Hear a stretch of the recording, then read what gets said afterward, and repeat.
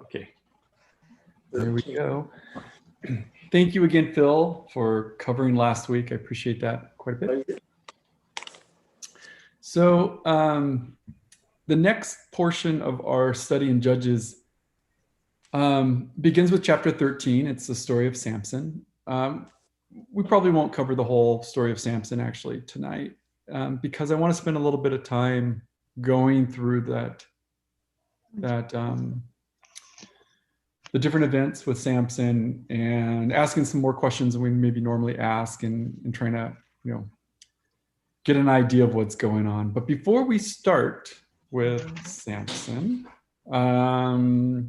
last week was Jephthah. What was one of our main takeaways from Jephthah? I mean, maybe positive takeaway. What's the main takeaway, guys? For last Jephthah. Oh yes, I remember now. The takeaway that he's the son. He's not the son. He's the son of the, not the son of the wife. Do you have any thoughts? No.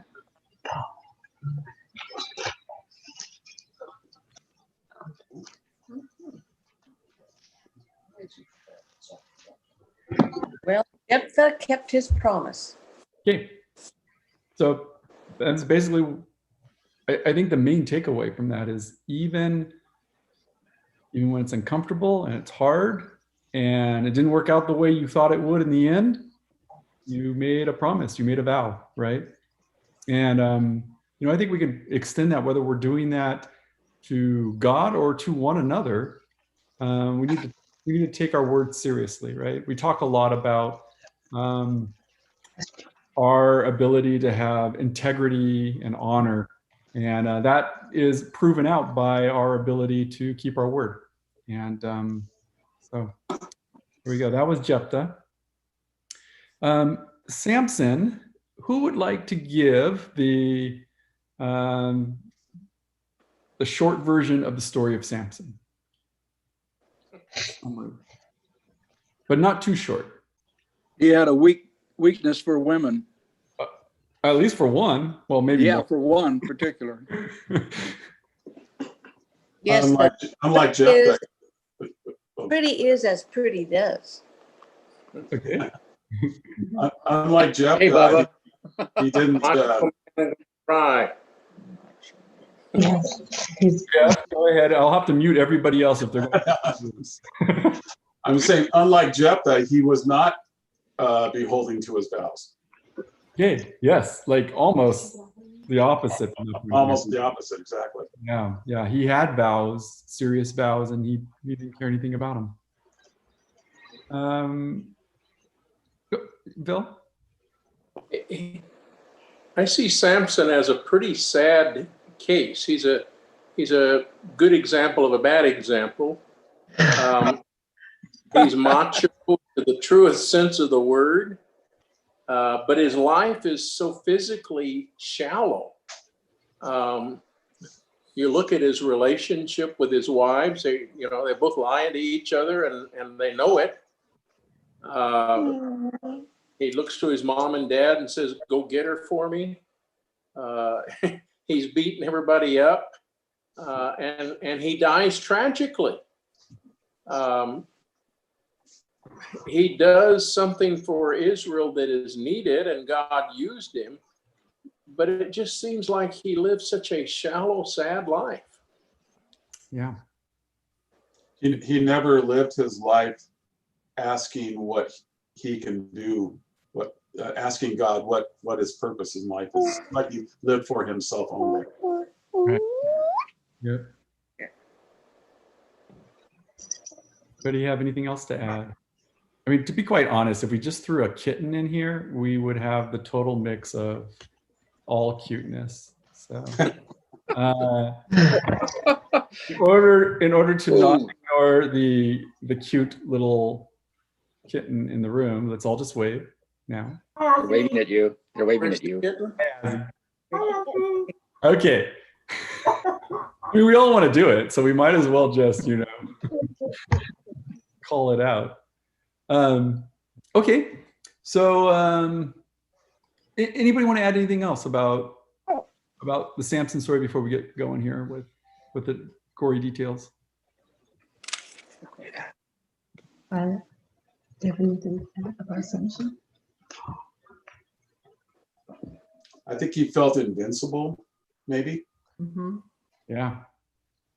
Like Yep. like he kind of almost took God for granted in a sense, that he just had this power, or he had this ability, and he just took that ability for his own need and for his own, building up, whatever you want to call it, but conceited. I don't know. Just he felt invincible. Yeah, definitely the macho, right? It's like we've just got reshuffled. Somebody must have left. Yeah. So as we get started here, let's just start with chapter 13, verse 1. Now the sons of Israel again did evil in the sight of the Lord. So the Lord gave them into the hands of the Philistine for 40 years.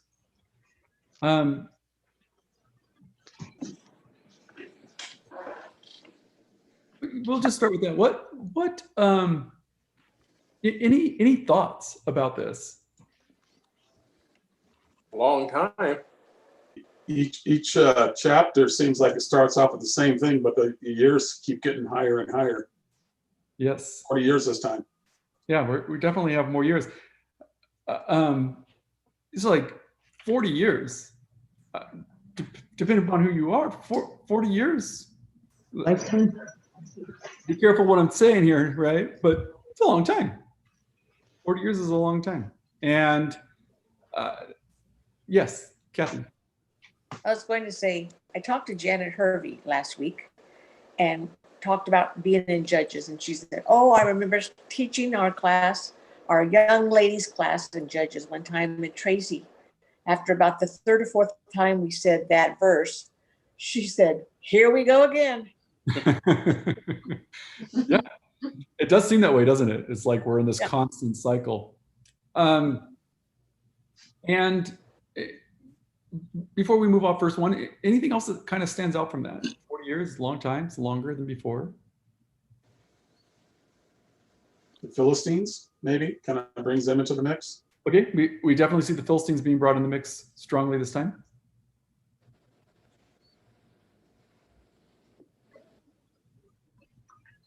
And I think the thing that stands out to me is it's God who does this, Mhm. right? Israel does evil, and God, in essence, punishes them.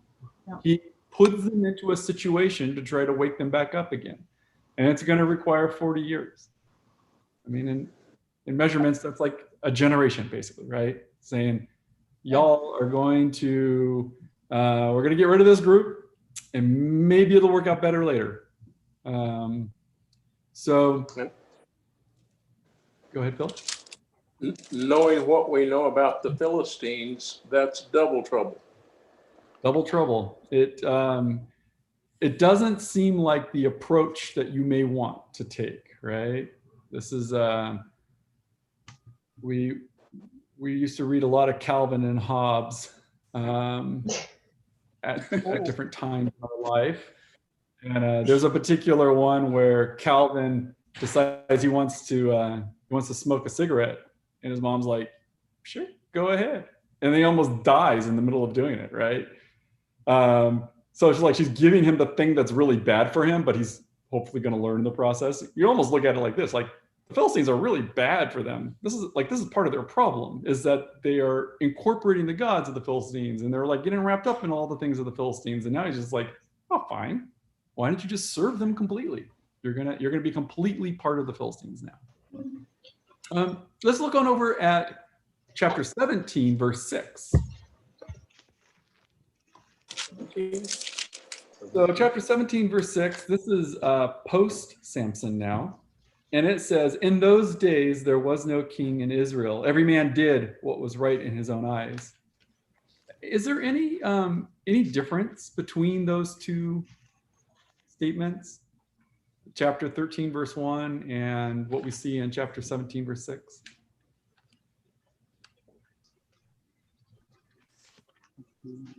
17:6 almost looks like they moved to the extent that they booted God out altogether. Okay.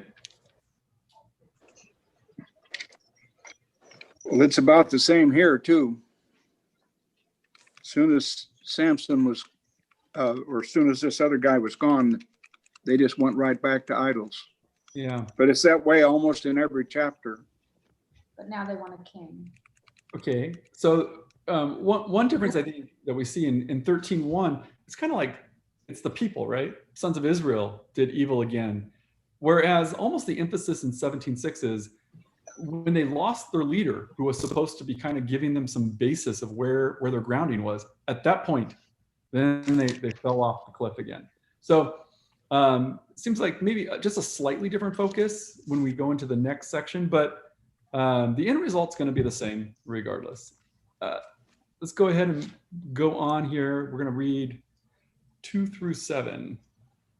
There was a certain man of Zorah, the family of Danites, whose name was Manoah, and his wife was barren and had borne no children. Then the angel of the Lord appeared to the woman and said to her, "Behold now, you are barren and you have borne no children, but you shall conceive and give birth to a son. Now therefore be careful, do not drink wine or strong drink, nor eat any unclean thing. For behold, you shall conceive and give birth to a son, and no razor shall come upon his head, for the boy shall be a Nazarite to God from the womb, and he shall begin to deliver Israel from the hands of the Philistines." Then the woman came and told her husband, saying, "A man of God came to me, and his appearance was like the appearance of the angel of God, very awesome. And I did not ask him where he came from, nor did he tell me his name. But he said to me, Behold, you shall conceive and give birth to a son. And now you shall not drink wine or strong drink, nor eat any unclean thing. For the boy shall be a Nazarite to God from the womb to the day of his death." Okay. What at this point, what's your takeaway or what strikes you about God's introduction of what the next deliverer is going to be?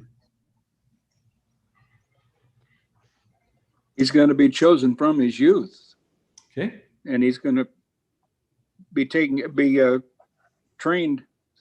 as the Nazarite. All right. So chosen as Joseph had his hand up. Oh, was there a hand up from Joseph? Joseph? Yeah. Yeah, just the fact that God emphasized that he was going to be a Nazarite, and Nazarites were held to a lot more restrictions than normal Jews, I'm pretty sure.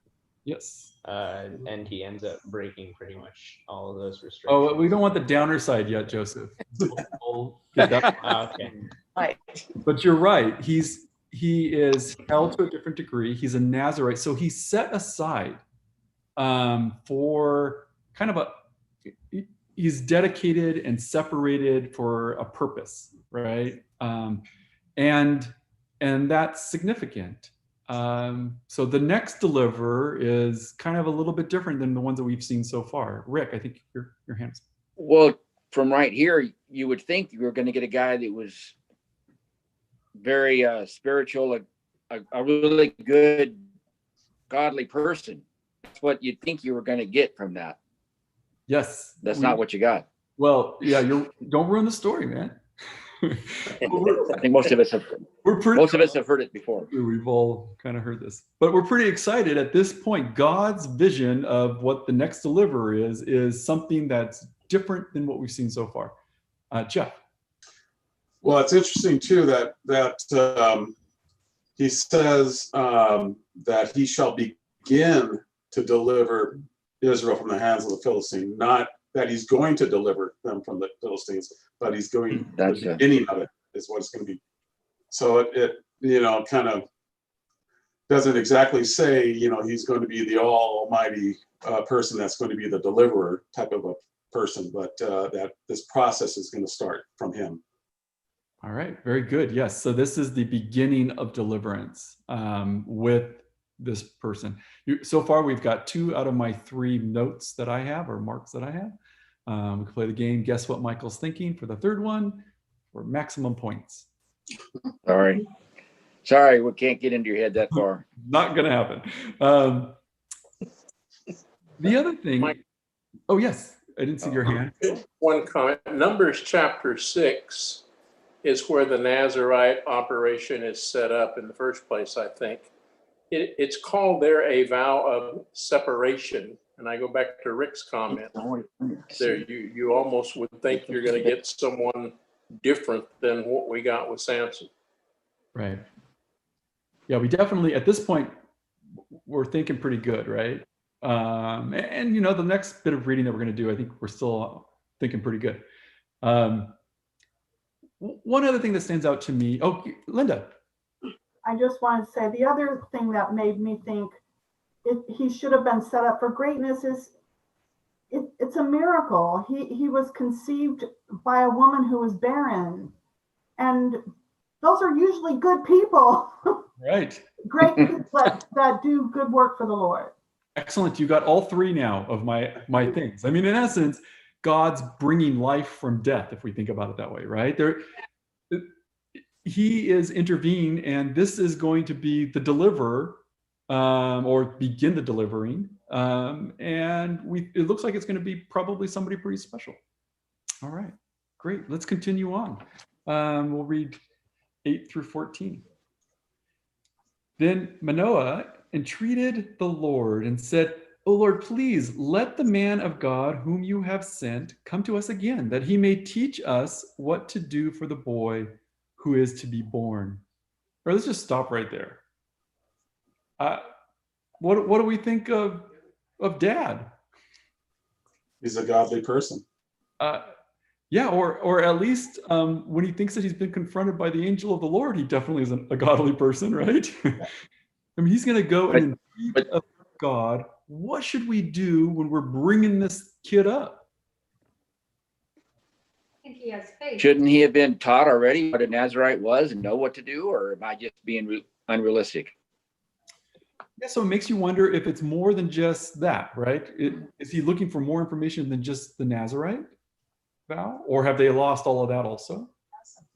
What were you thinking? I was thinking that he has faith because at this point he's just heard from his wife that this person came to her and said this stuff, but he believes her, so he believes faith that God is Okay, just his wife.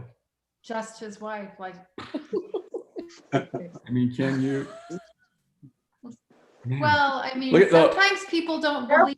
Look at Fred. Fred is just stoic. He's just like, I'm not going to get myself in trouble. Okay, but Gideon had an angel come to him, and he's like, "But wait a minute." Yeah. Right? Yeah. I mean, so I'm just saying he didn't have the angel come to him. He had his wife come to him, and he could have been like, maybe you were hot from the sun and heard what you wanted to hear. All right. You've been digging a lot of holes out in the yard lately? Yes. And you wouldn't believe what I heard today. No. Oh my. All right. The one problem is I can't actually mute half of the table here. Okay, so let's continue on verse 9. God listened to the voice of Manoah, and the angel of God came again to the woman as she was sitting in the field. But Manoah, her husband, was not with her. So the woman ran quickly and told her husband, "Behold, the man who came the other day has appeared to me." Then Manoah arose and followed his wife. And when he came to the man, he said to him, "Are you the man who spoke to the woman?" And he said, "I am." And Manoah said, "Now, when your words come to pass, what shall be the boy's mode of life and his vocation?" So the angel of the Lord said to Manoah, "Let the woman pay attention to all that I said. She should not eat anything that comes from the vine, nor drink wine, strong drink, nor eat anything unclean. Let her observe all that I have commanded." All right. What are our observations?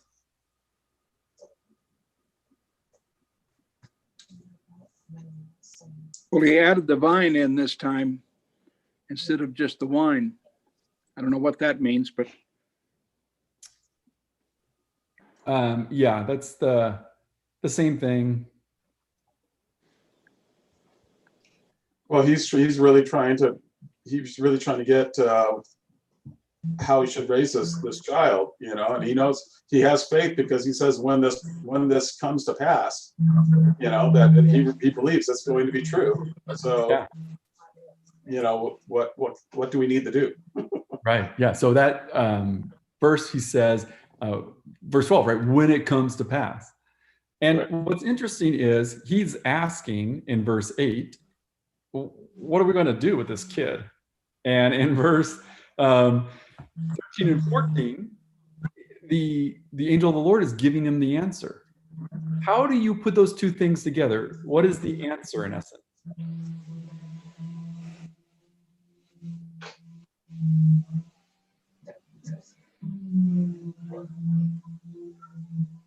I guess that he told her all that was necessary. Right. But he told her what was necessary before the baby comes. While she's pregnant, she's not supposed to eat anything bad or drink strong wine. And I don't think that's what they were asking. They were asking, when this child comes, what do we do with him? Right. Yeah, Mhm. probably it. Different. Yep. So he asked a question about what in the world to do with the kid. And the answer is, while you're pregnant, do these things. Right? Yep. Great point. So I don't know, how do we put that together? What's the result here? Trust in the Lord's guidance. Okay. The Lord will guide them, and there are probably certain known things about what Nazarites are, what they live. So use the given knowledge and trust in the Lord for guidance. Okay. So they've been given enough, and they should just trust with what they've got. All right. Let's see how this works out. Phil. The angel did say to her, the boy shall be a Nazarite to God from the womb to the day of his death. That's quite a definition for his life. Okay. Yes. No, I'm silent. You've muted yourself. Okay. Jerry. And if I'm not reaching too far, I think, God called these people to be holy, and he gave them very detailed instructions for how to do that. And the problem was during this whole 400 some year period, they weren't doing that. And I'm thinking maybe the fact that Samson was to be a Nazarite was a call for them to look back at that and say, you're supposed to be a holy people. You've got the instructions you need. And to emphasize that, we want him extra set apart because he's got this extra part of the law that you already have that we want you to follow for him. So you've got what you need, go do it. Maybe that's, again, I might be reaching, but given the theme of Judges, it doesn't seem like too much of a stretch that maybe that's what God was intending to convey. Yeah. Yep. And, if we just continue to play that out, maybe his life in some way then mimics the people as a whole, right? Yeah, because he don't marry in the tribe. Yeah, there's that. He doesn't keep his vows. He's just kind of this loose hammer, right? Are there hammers that are loose? You're loose something else. That was a loose cannon, not a loose hammer, but Yeah. Metaphors are really not working for me today. We gotta. Yep. All right, let's continue on. Starting verse 15. Then Manoah said to the angel of the Lord, please let us detain you so that we may prepare a young goat for you. The angel of the Lord said to Manoah, though you detain me, I will not eat your food. But if you prepare a burnt offering, then offer it to the Lord. For Manoah did not know that he was the angel of the Lord. Manoah said to the angel of the Lord, what is your name? So that when your words come to pass, we may honor you. But the angel of the Lord said to him, "Why do you ask my name, seeing that it is wonderful?" So Manoah took the young goat with him, with the grain offering, and offered it on the rock of the Lord. And he performed wonders while Manoah and his wife looked on. For it came about when the flame went up from the altar towards heaven that the angel of the Lord ascended in the flame of the altar. When Manoah and his wife saw this, they fell on their faces to the ground. Now the angel of the Lord did not appear to Manoah or his wife again. Then Manoah knew that he was the angel of the Lord. So Manoah said to his wife, "We will surely die, for we have seen God." But his wife said to him, "If the Lord desires to kill us, he would have not accepted our burnt offering or our grain offering from our hands, nor would he have shown us all these things, nor would he have let us hear these things these things at this time." Then the woman gave birth to a son. Oh, let's just stop there. Okay. Thoughts?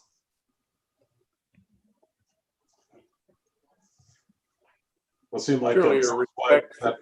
had a little more common sense, because she realized, why would God go through all this on this and then kill us if we see God? As Manoah thought. Yeah, And that just kind of Interesting follows there. after the rule we have in our house that girls are smarter than boys. So doesn't surprise me. But Phil, did you have something also? Just noted the reverence that Manoah and his wife had when they realized they were in the presence of this angel. Yeah. So they don't realize who they're in the presence of, right? And I think the wife did. She Yeah. says back at verse, "A man of God came to me." okay, It's different than an angel. yeah. So a man of God and the angel of the Lord are not the same. That's true. We have seen the angel of the Lord show up already earlier, right? With Gideon. So Manoah calls us out as we've seen God. And what does he call himself? Calls himself, Wonderful. right? I have a footnote that says, for wonderful, it says incomprehensible. Right. Incomprehensible. And then he performs incomprehensible things, right? Yes. In fact, since Jerry's polling here, I'm going to poll too. Verse 11, when he answers that he is, that he's, are you the man? He just says, "I am." It's almost like, I am or I am. But they don't realize who they're in the presence of. But once they do, they're terrified. There is reverence. Okay. Then verse 24. Then the woman gave birth. Bam, just like that. The woman gave birth to a son and named him Samson. And the child grew up, and the Lord blessed him. And the Spirit of the Lord began to stir him in Ma'anan between Zorah and Eshtaol. Okay. Let's see what we got for time. Oh, we're doing fine for time. Okay.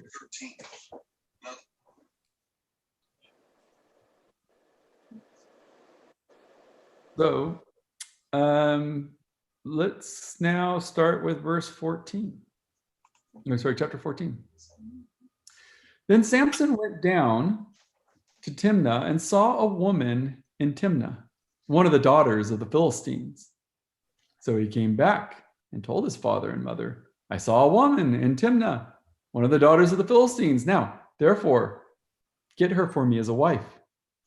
Then his father and mother said to him, "Is there no woman among the daughters of your relatives or among our people that you go to take a wife from the uncircumcised Philistines?" But Samson said to his father, "Get her for me. She looks good to me." All right. Any thoughts? Like the American way. Yep. Yeah.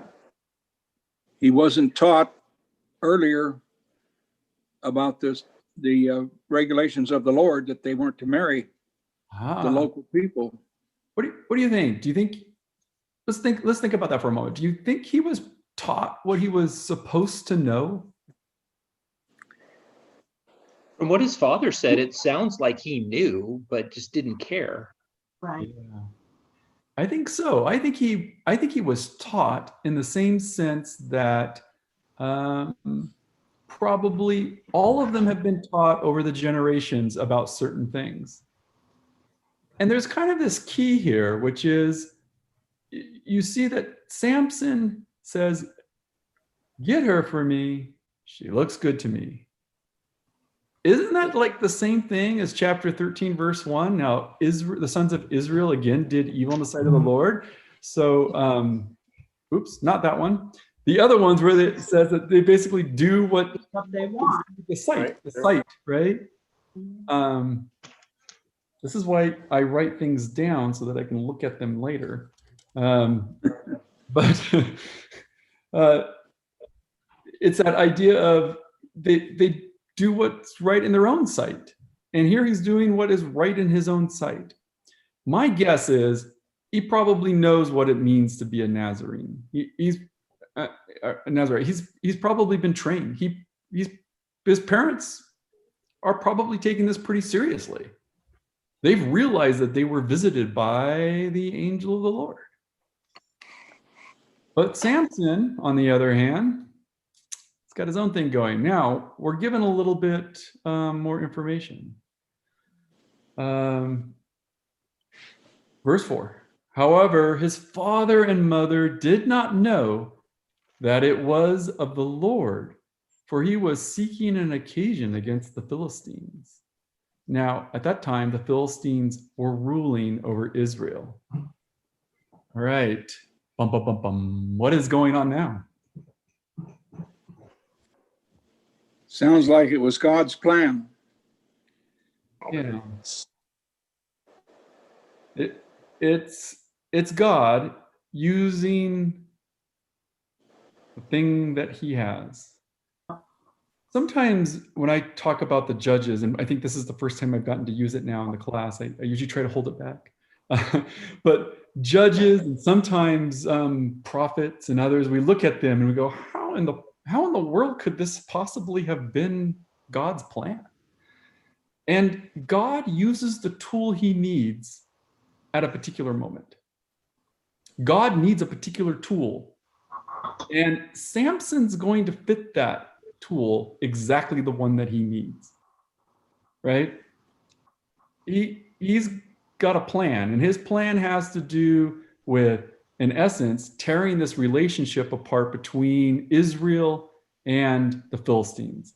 Israel and the Philistines gradually get closer, and then like they're adopting their gods and their customs, they're taking their wives. He's like, fine, you might as well just be ruled by them for 40 years.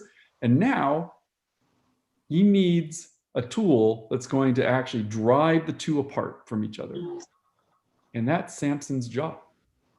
That's the tool that God needs. We know the story of Samson, right? We're not going to sit here and call out all these different things about Samson that are, and try to justify them. We're not going to try to justify what he's doing right now, right? God uses the tool that he has and needs at any particular time.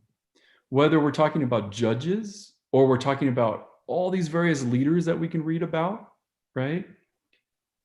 It doesn't mean that they're godly. It just means that God is using them. Do we understand the difference between those two? Like being used by God and being the tool that God needs and being godly aren't the same things and in line with what God desires.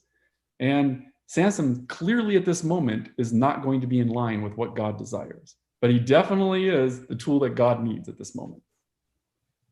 Does that make sense? Are there any thoughts about that, Phil? I was just thinking, Samson is mentioned in the 11th chapter of Hebrews. Oh, we haven't gotten there yet. That we'll get there. We have to put those things together because he's listed along with Barak and I think David's even in that verse. Jephthah, right? Jephthah's in that verse. So Gideon is in there, yeah. So he's going to end up there. We're going to have to figure that out in some way, which I think we'll be able to do by the end of class, but not the end of class today because it's going to be a double header for sure. Okay, so right away we had great hopes if we had pretended like we'd never read the story of Samson before. By the time we ended with chapter 13, we had great hopes for this deliverer that was going to start this process, right? In fact, look, why don't we just actually kind of answer that?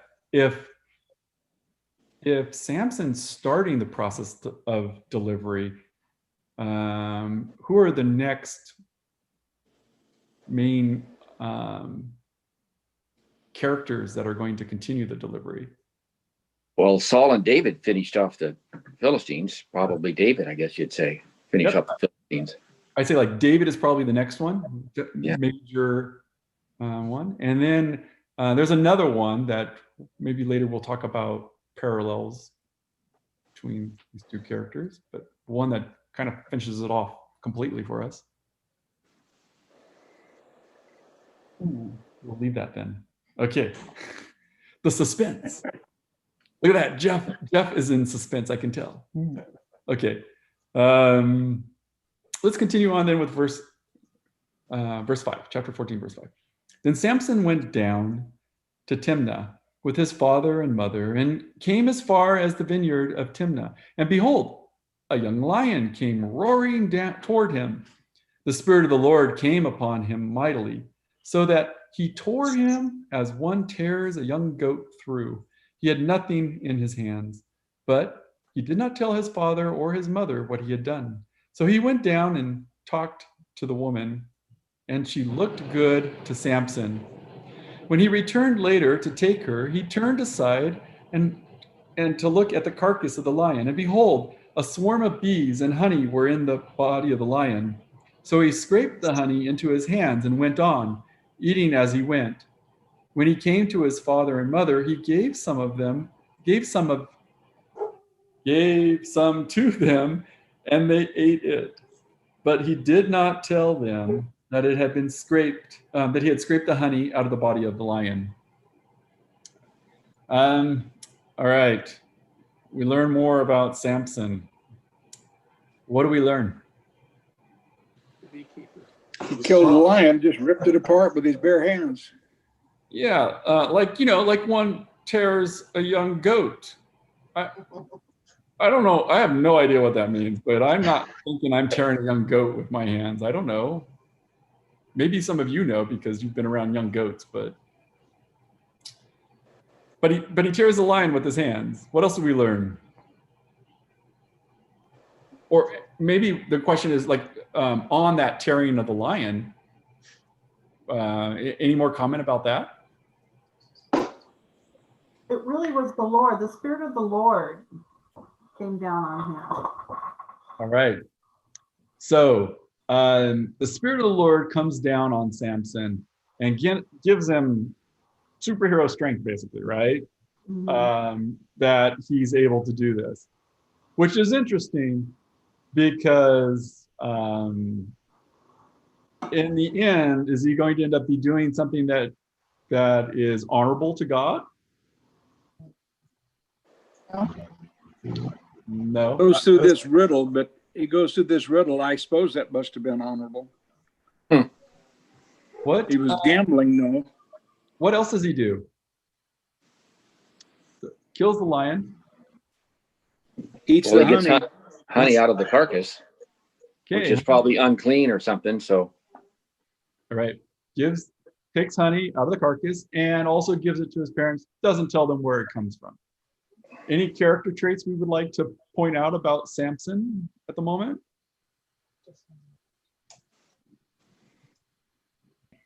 Not supposed to eat anything unclean. Well, he wasn't very honest doesn't- and forthcoming. Okay, not very honest and forthcoming. Right. In fact, we might even use the word deceptive, Yeah. right? Mhm. Here, eat some of this stuff you shouldn't be touching. Yeah. Can you picture him eating that honey like a caveman? He's got it all over his hands, and he's walking down the road licking his hands. I totally saw that on a flannel graph once, I think. Yeah.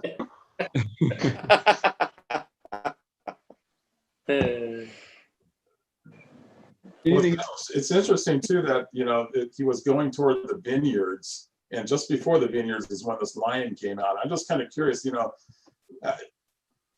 I guess one of the things of the Nazarite was you're not even supposed to even really touch grapes in a sense. I don't know if that was because that seems like that was part of the wording that it sounded like in the previous chapter, that not just the strong wine or drink wine or strong wine, but even consuming grapes, it seemed like, or whatever.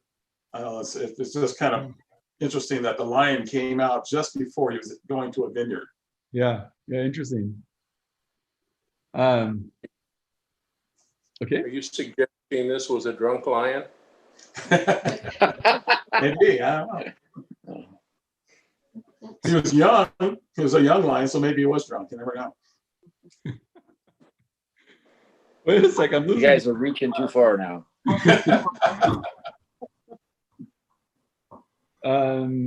Okay, let's. He clearly doesn't care about his Nazarite vow, right? Nothing that he seems to worry about. Okay, continuing on. Then his father went down to the woman, and Samson made a feast there for the young men. Young men customary did this. When they saw him, they brought 30 companions to be with him. Then Samson said to them, "Let me now propound a riddle to you. If you will indeed tell it to me within the 7 days of the feast, and find out, then I will give you 30 linen wraps and 30 changes of clothes. But if you are unable to tell me, then you shall give me 30 linen wraps and 30 changes of clothes." And they said to him, "Propound your riddle, that we may hear it." So he said to them, "Out of the eater came something to eat, out of the strong came something sweet." But they could not tell the riddle in 3 days. Okay, before we continue on, anything else here about him?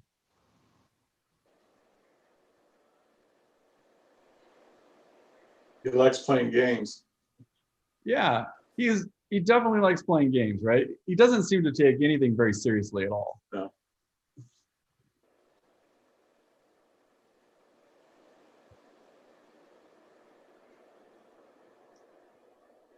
How about the bet? What is involved in the bet? Clothes. He wants clothes. Okay.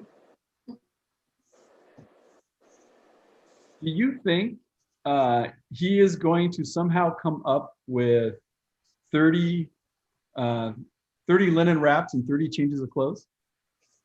No, that's why the riddle is probably something he felt absolutely confident they would never get. Okay, so he is showing, I think, a pretty Samson trait here, which is one of overconfidence, right? He has a lot of confidence in Samson. Now, does Samson have a lot of confidence in Samson because the Spirit of the Lord comes upon Samson and he tears lions apart? Or because this is just like character of Samson is he's just egotistical and very assured of himself? I don't know. Probably the latter. Potentially the latter, yeah, and definitely bolstered by the former. He is definitely making a bet he can't pay because he is confident in his ability to win it. And I think we see that with Samson over and over again. He has a lot of Power has that effect on people. Okay, yeah. Power gives the effect of overconfidence Mhm. in your own ability. Okay. Let's continue. Oh, so yeah, 3 days pass. No go. Nobody can figure it out. 15. Then it came about on the 4th day that they said to Samson's wife, entice your husband so that he will tell us the riddle, or we will burn you and your father's house with fire. Burn you and your father's house with fire. Have you invited us to impoverish us? Is this not so? Samson's wife wept before him and said, you only hate me and you do not love me. You have propounded a riddle to the sons of my people and have not told it to me. He said to her, behold, I have not told it to my father or mother. So should I tell you? However, she wept before him 7 days while their feast lasted. And on the 7th day, he told her because she pressed him so hard. She then told the riddle to the sons of her people.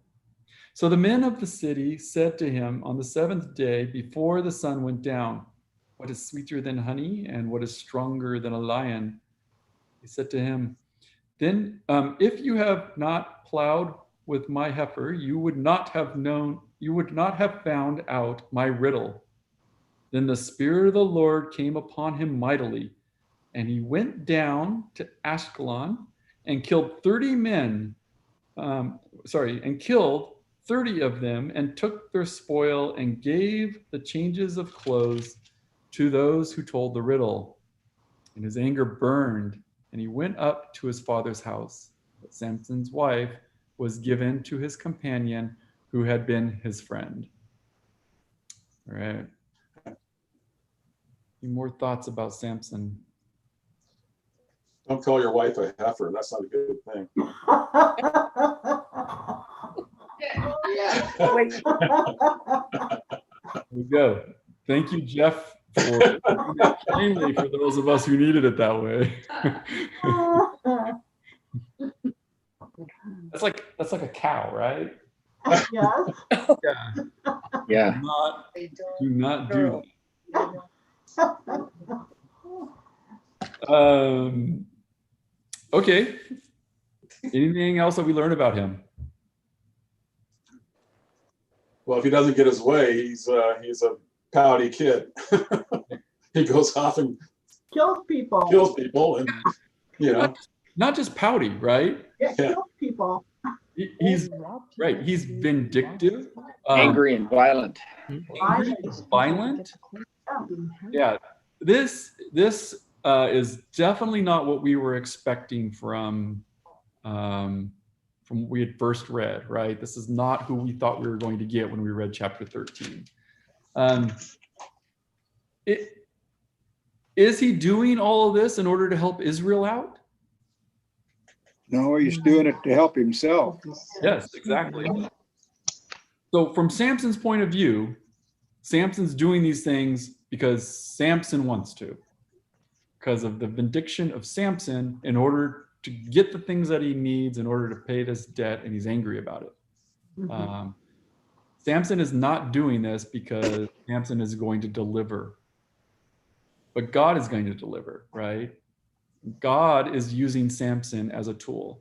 And I think that's good for us to keep in mind, to separate the work of God from the just fallible humanness, right, of what's going on, and that God will use what's in front of him. Tell me about God giving superhuman strength to Samson. Why in the world would he do that? Well, if he's going to use Samson to separate him from the Philistines, this is what he's doing. That's going to make a wedge between the Philistines and the Israelites. If he's going around killing Philistines, then the Philistines are going to hate all the Israelites, not just him. All right. Is this what Israel wants at the moment? Probably not. Right. So this is what Israel needs, but it's definitely not what Israel desires. But Israel's probably pretty happy right now with just the way that things are. But Samson's going to make them bad. And the reason that they're going to get bad is because God is making them bad, right? Mhm. God is going to work Samson to give them what they need. That is how life is for us, is it not? Or it should be. We want the things that we need from God, not necessarily the things we desire. Those aren't the same. What we need is not what we desire sometimes. And when we are in line with God, our desires and our needs become the same thing. And that's the hard thing, right? Is to get those aligned. Let's see, was there anything else I wanted to say about this?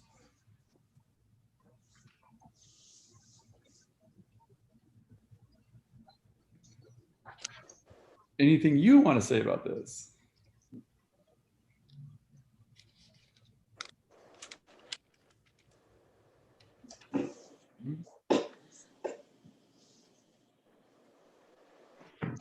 Well, it probably doesn't need to be said among this group, but it never hurts to remember it that if we start to mistakenly think that maybe it's unfair for God to have used Samson this way, it's a consequence of what the people did, right? Going back to chapter 13, verse 1, it was because they did evil in the sight of the Lord that this had to happen this way. And they were told back in Leviticus and in Deuteronomy what was going to happen if they didn't serve God, and it's exactly what's happening. Yeah. Thanks for bringing us back to that, Jerry. I appreciate that. Yeah. What we're going to do is we're going to actually leave the story here because we're not going to go on for another hour. And we'll pick it up next week and probably finish Samson, though we may revisit some general points the following week. I'm not certain yet how I want to do that yet. But what I'd like you to do this week is, if you haven't read the story, reread the story of Samson. And then also flip on over to Hebrews 11:32, I believe it is, 32, and try to think about, after you reread the story of Samson from beginning to end, the whole thing, how does that work with Hebrews?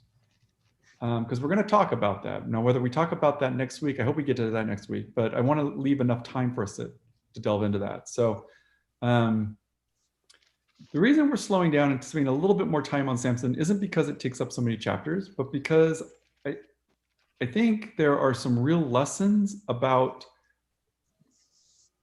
how we sometimes mix up what God approves of versus what God is using to complete his will, right?